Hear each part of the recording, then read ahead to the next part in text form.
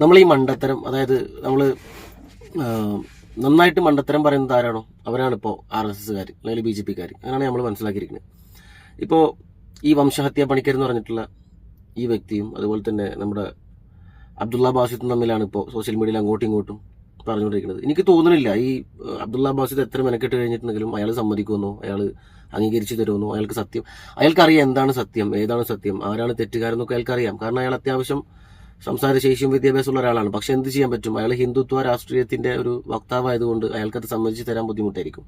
അപ്പോൾ അത് എത്ര തന്നെ അബ്ദുള്ള ബാസിത്ത് അത് വിവരിച്ചു കൊടുത്തിട്ടും തെളിവ് കൊടുത്തിട്ടും കാര്യം അയാളത് സമ്മതിക്കില്ല. അതുകൊണ്ടാണല്ലോ നമ്മളവരെ RSS എന്നും ചാണകെന്നും സംഖ്യ എന്നൊക്കെ വിളിക്കുന്നത്.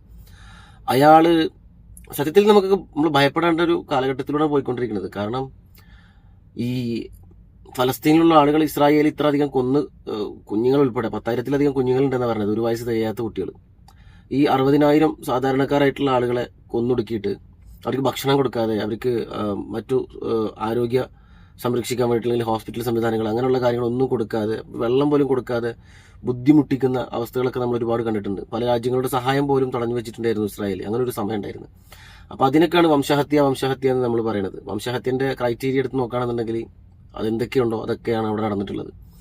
അപ്പോൾ അത്രത്തോളം മോശമായിട്ടുള്ള ഇസ്രായേലിന്റെ പെരുമാറ്റവും ഇസ്രായേലിന്റെ അപകടകരമായിട്ടുള്ള അല്ലെങ്കിൽ ഈ വംശഹത്യ നടത്തിയിട്ടുള്ള ആ പ്രവൃത്തി നമ്മൾ എന്ത് കാരണം പറഞ്ഞിട്ട് നമ്മൾ ന്യായീകരിക്കും? അതിനെന്താണ് എനിക്ക് മനസ്സിലാവണില്ല. അതിൽ ഹിന്ദുത്വ ആളുകളായാലും ശരി, അല്ലെങ്കിൽ ഇപ്പോൾ ഈ നമ്മുടെ ഈ പണിക്കരുടെ ഭാഷയിൽ പറയുകയാണെന്നുണ്ടെങ്കിൽ അത് നല്ല പ്രവൃത്തിയാണ്. ഹമാസിനെ കൊന്നൊടുക്കാൻ വേണ്ടിയിട്ടാണ് ചെയ്തിട്ടുള്ളത്. പക്ഷേ നമുക്ക് കോമൺ ആയിട്ടുള്ള ഭക്ഷണം കഴിക്കുന്ന ആളുകൾക്ക് അറിയാൻ പറ്റും. അവിടെ ഒരു 60 പേര് അവിടെ ഒരു 60 പേര് ഇപ്പോൾ മരണപ്പെട്ടിട്ടുണ്ടാവുമെന്ന് എനിക്ക് തോന്നുന്നത്. ഒരു 60 പേരോ അല്ലെങ്കിൽ 600 പേര്, അങ്ങനെ കേട്ടെന്ന് തോന്നുന്നുണ്ട്. 600 പേരാണ് അവിടെ കൊല്ലപ്പെട്ടിട്ടുള്ളത് ഈ ഹമാസിന്റെ അറ്റാക്കിൽ. പക്ഷെ ഇവിടെ പോയിട്ടുള്ളത് 60,000 ആളുകളാണ്. എങ്ങനെ നമുക്ക് ഈക്വൽ ആക്കാൻ പറ്റും? അവിടെ പോയിട്ടുള്ള 600 പേര് എന്ന് പറഞ്ഞിട്ടുണ്ടെങ്കിൽ സിവിലിയൻസ്, വലിയ ആളുകളാണ്. അവിടുത്തെ ഹോസ്പിറ്റലിൽ തകർക്കുക ഒന്നും ചെയ്തിട്ടില്ല. പക്ഷെ നേരെ മറിച്ച് ഇവിടെ ഹോസ്പിറ്റലുകൾ തകർക്കുക, മദ്രസകൾ തകർക്കുക, സ്കൂളുകൾ തകർക്കുക, അതായത് മനുഷ്യരായിട്ട് പോലും കാണാൻ കഴിയൂല എന്നാണ് നെതന്യാഹു പറഞ്ഞിട്ടുള്ളത്. ആ ഒരു പരിപാടിനെ നമ്മൾ എന്ത് ചെയ്യണം? ന്യായീകരിച്ചിട്ട് ഒറ്റ കാര്യം മുസ്ലിം വിരോധം, മുസ്ലിങ്ങളോടുള്ള വെറുപ്പ്, മുസ്ലിങ്ങളോടുള്ള ദേഷ്യം, അതാണ് ഈ ഹിന്ദുത്വവാദികളുടെ പ്രധാന കാരണം. അതായത് മറ്റൊന്നുമല്ല. ഇതിനടുത്ത് മറ്റു പൊളിറ്റിക്സും കാര്യങ്ങളൊന്നുമില്ല. മുസ്ലിങ്ങളോടുള്ളൊരു വെറുപ്പാണ് അവരെങ്ങനെ പറയിപ്പിക്കുന്നതും ഇങ്ങനെ ന്യായീകരിക്കാൻ പ്രേരിപ്പിക്കുന്നതും. അതിനവർക്ക് പ്രത്യേക സമ്മാനം കൊടുക്കുന്നുണ്ട് അവരുടെ ശാഖയിൽ നിന്ന്. അതിനവർക്ക് പ്രത്യേക അനുമോദനവും ഫണ്ടൊക്കെ വരുന്നുണ്ട്. ഈ രീതിയിൽ ആരിഫ് ഹുസൈനൊക്കെ കൊടുക്കുന്നത് പോലെ തന്നെ അവർക്കും കൊടുക്കുന്നുണ്ട്. എത്രത്തോളം മുസ്ലിങ്ങളെ മോശക്കാരാക്കാൻ പറ്റും, എത്രത്തോളം മുസ്ലിങ്ങളെ ചീത്ത പറയാൻ പറ്റും, അത്രത്തോളം ഫണ്ട് അവർക്ക് കിട്ടും എന്ന് എനിക്ക് തോന്നുന്നു. അതിനുവേണ്ടി മത്സരിക്കുകയാണ് ഇപ്പോൾ കുറേ ആളുകൾ. അപ്പോൾ ഈ അബ്ദുള്ള ബാസിത്ത് എന്ന് പറഞ്ഞിട്ടുണ്ടെങ്കിൽ കുറച്ചും കൂടെ നിഷ്പക്ഷമായിട്ട് കാര്യങ്ങൾ വ്യക്തതയോടെ തെളിവുകളോടെ സംസാരിക്കുന്ന ഒരാളാണ്. കൃത്യമായിട്ട് കാര്യങ്ങൾ പറഞ്ഞ് മനസ്സിലാക്കി കൊടുക്കാൻ പറ്റുന്ന ഒരാളാണ് അബ്ദുള്ള ബാസിത്ത്, നിഷ്പക്ഷമായിട്ട് പറയുകയാണെന്നുണ്ടെങ്കിൽ. പക്ഷേ ഇവിടെ സംഭവിച്ചുകൊണ്ടിരിക്കുന്നത് അയാൾ എത്ര പറഞ്ഞ് മനസ്സിലാക്കി കൊടുത്തിട്ടും കാര്യമില്ല. മറ്റേ മന്ദബുദ്ധിക്ക് ഇത് മനസ്സിലാവില്ല എന്നുള്ളതാണ്. അയാൾ ഇത് ന്യായീകരിച്ചുകൊണ്ടേയിരിക്കും. അയാളെ പോലെ ഒരുപാട് ആളുകളുണ്ട്. അതുകൊണ്ടാണല്ലോ ഇവരൊക്കെ RSSലും BJPയിലും പോയി പെട്ടത്. പക്ഷേ എനിക്ക് ഏറ്റവും കൂടുതൽ ബുദ്ധിമുട്ടും ഉണ്ടാക്കുന്ന ഒരു കാര്യം എന്ന് പറഞ്ഞാൽ ഈ വ്യക്തി ഇവിടെ ചൂടായതുകൊണ്ടാണ് ഇത്ര വിയർക്കാണ്. വണ്ടീനകത്തതിൻ്റെ പേരിൽ AC ഓൺ ചെയ്ത് കഴിഞ്ഞിട്ടുണ്ടെങ്കിൽ പറയുന്നത് കേൾക്കില്ല കൃത്യമായിട്ട്. ഈ വ്യക്തി ഈ ചാനൽ ചർച്ചകളിലൊക്കെ പോയിരുന്നിട്ട് സംസാരിക്കുമ്പോൾ രാഷ്ട്രീയ നിരീക്ഷകൻ അല്ലെങ്കിൽ എന്താ പറയുക, നിരീക്ഷകനാണ്. എന്തായാലും നിരീക്ഷകനാണ്. അതിൻ്റെ കൂടെ രാഷ്ട്രീയം കൂട്ടും, അതുപോലെ തന്നെ വിദേശകാര്യ എന്നൊക്കെ പറഞ്ഞിട്ട് RSS എന്ന് കൃത്യമായിട്ട് എഴുതി വെക്കാൻ പറ്റിയ ഒരാളാണ്. ഒരു പക്ഷേ RSSന്റെ വക്താവായിട്ട് വരുന്ന ആളുകളെക്കാളും കൂടുതലായിട്ട് RSSന് വേണ്ടി സംസാരിക്കുന്ന ഒരാളാണ്. അപ്പോൾ കൃത്യമായിട്ട് അയാൾ RSSകാരനാണെന്ന് പറയാൻ അയാൾക്ക് മടി. അങ്ങനെ പറയാതെ എന്ത് ചെയ്യാണ്, അയാൾ മറ്റുള്ളവരെ ഫോളോ ആക്കുകയാണ് ചെയ്യുന്നത്. ചാനലുകാർ എന്തറിഞ്ഞുകൊണ്ടാണെന്നറിയില്ല അയാളെ വിളിച്ചിരുത്തിക്കാണ്ട് നിരീക്ഷകൻ എന്ന് പറഞ്ഞിട്ട് കൊടുന്നിരുത്തുന്നത്. അയാളെ പേരിൽ BJPന്നോ RSSന്നോ എഴുതി കാണിക്കണം. ഒഫീഷ്യലായിട്ട് അവരെ അയക്കട്ടെ. അപ്പോഴല്ലേ കാര്യങ്ങൾ മനുഷ്യർക്ക് വ്യക്തമായിട്ട് മനസ്സിലാവുള്ളൂ. ഇതൊരു വ്യക്തത ഇല്ലാത്ത രീതിയിലാണ് നിരീക്ഷകൻ എന്ന് പറഞ്ഞായിട്ട് വന്നിട്ട് മുസ്ലിങ്ങളെ കുറ്റപ്പെടുത്തുക, മുസ്ലിങ്ങൾക്കെതിരെ സംസാരിക്കുക, ഇതൊക്കെയാണ് ചെയ്തുകൊണ്ടിരിക്കുന്നത്. അത് ചാനൽ ചർച്ചയിൽ മുസ്ലിം എന്ന് പറഞ്ഞിട്ട് ആരിഫ് ഹുസൈനെ കൊടുന്നിരുത്തിയതുപോലെ ഈ ചാനലുകാർക്കും ഒരു ഹരാണ്. പൊതുശത്രുവാണ്. ശരിക്കും പറഞ്ഞാൽ ഈ മുസ്ലിം എന്ന് പറഞ്ഞിട്ടുണ്ടെങ്കിൽ പൊതുശത്രുവാണ്. പല ആളുകൾക്കും ശത്രുക്കളാണ്, പല ആളുകൾക്കും പിടിക്കണില്ല. പ്രത്യേകിച്ച് ഇനി വരാനുള്ളൊരു കാലഘട്ടം കുറച്ചുകൂടെ ക്രൂരമായിട്ടുള്ളൊരു കാലഘട്ടത്തിലൂടെയാണ് നമ്മളിപ്പോൾ കടന്നുപോയിക്കൊണ്ടിരിക്കുന്നത്. ഇതിനേക്കാളും ക്രൂരമായിട്ടുള്ളൊരു കാലഘട്ടത്തിലൂടെ ആയിരിക്കും നമ്മളിനി പോകാൻ വേണ്ടി പോണത്.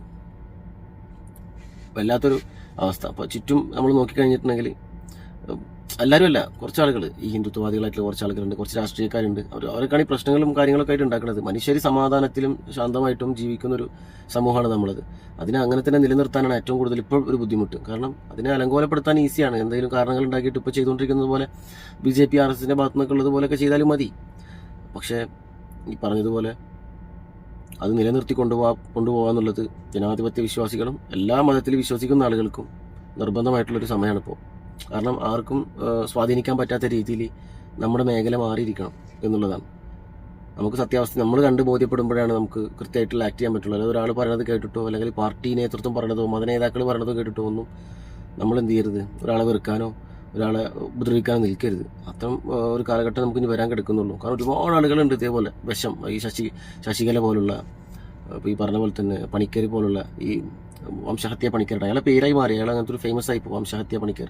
സത്യത്തിൽ അതാണത്, ഇസ്രായേലിനെ ന്യായീകരിക്കുന്നത് ആരോ അവർ വംശഹത്യക്ക് സപ്പോർട്ട് ചെയ്യുന്നു എന്നുള്ളതാണ്. അപ്പോൾ അവരുടെ പേരിൻ്റെ കൂടെ വംശഹത്യ എന്ന് കൊടുക്കുന്നത് അവർക്കൊരു പ്രിവിലേജ് ആയിരിക്കും എന്നാണ് ഞാൻ വിശ്വസിക്കുന്നത്. അപ്പോൾ ബാസിത്ത് ഇത് പറഞ്ഞിട്ടൊന്നും ഒരു കാര്യമില്ല. ബാസിത്തിൻ്റെ വീഡിയോസൊക്കെ ഞാൻ കാണാറുണ്ട്. പക്ഷെ അതിലൊന്നും അടിപൊളിയായിട്ടാണ് ബാസിത്ത് സംസാരിക്കുന്നത്. നല്ല അക്ഷരശുദ്ധിയോടെ കൃത്യമായ രീതിയിൽ ബോധ്യപ്പെടുത്തുന്നുണ്ട്, തെളിവുകൾ ഹാജരാക്കുന്നുണ്ട്, ഒക്കെ ശരിയാണ്. പക്ഷെ ഓപ്പോസിറ്റ് അയാളുടെ ഭാഗത്ത് നിന്ന് അങ്ങനെ അത്തരത്തിലുള്ളൊരു നീതി പ്രതീക്ഷിക്കേണ്ട. അയാളത് വിശ്വസിക്കാതെ വീണ്ടും വീണ്ടും മറ്റു പല കാരണങ്ങൾ കൊണ്ട് ന്യായീകരിച്ചുകൊണ്ടേയിരിക്കും. പുള്ളി ഏതോ 2024 അറസ്റ്റ് വാറണ്ടൊക്കെ കൊടുത്ത് കാണിച്ചിട്ടുണ്ട്. 2 ഇസ്രായേലും 1 ഹമാസും. പുള്ളി ഹമാസിനെ മാത്രമേ കാണുള്ളൂ, ഹമാസിനെ മാത്രമേ കൊടുത്ത് കാണിക്കുന്നുള്ളൂ. അപ്പോൾ ജനങ്ങൾക്ക് കാണുന്ന ആളുകൾക്ക് മനസ്സിലാവും ഇതെന്താണ് സത്യം, ഏതാണ് സത്യം എന്ന്. പിന്നെ കുറച്ചും കൂടെ പിന്താങ്ങിയിട്ടും വിശ്വസിക്കുന്നതും അവരുടെ ആളുകളാണ്, ഹിന്ദുത്വവാദികളായിട്ടുള്ള അവരുടെ ആളുകളാണ് അതിന് എന്ത് ചെയ്യണത്, പിന്താങ്ങുന്നതും ഇവരുടെ വീഡിയോസ് കണ്ട് സപ്പോർട്ട് കൊടുക്കുന്നതും. ഞാൻ അയാളുടെ വീഡിയോസൊന്നും ഞാൻ പോയി കാണാറില്ല. അയാളുടെ ചാനൽ ഞാൻ സബ്സ്ക്രൈബ് ചെയ്തിട്ടില്ല. അയാളെ പോയി കാണുന്ന ജനം TVയും അയാളൊക്കെ പോയി കാണുന്ന നേരം കൊണ്ട് ഫോണൊക്കെ ഓഫ് ചെയ്തിരിക്കും നല്ലത്. കാരണം ഇപ്പോൾ മുസ്ലിം ചാനലുകളുണ്ട്, ഹിന്ദു ചാനലുകളുണ്ട്, അതേപോലെ തന്നെ ഹിന്ദു ചാനലല്ല, RSSന്റെ ചാനലുകളുണ്ട്. ഹിന്ദുക്കൾക്ക് ചാനലില്ലാന്ന് തോന്നുന്നുണ്ട്. മുസ്ലിം ചാനൽ എന്ന് പറയുമ്പോൾ ജമാഅത്തുൽ ഇസ്ലാമിൻ്റെ ചാനലുണ്ട്, പിന്നെ സമസ്തൻ്റെ ചാനലുണ്ടെന്ന് തോന്നുന്നുണ്ട്.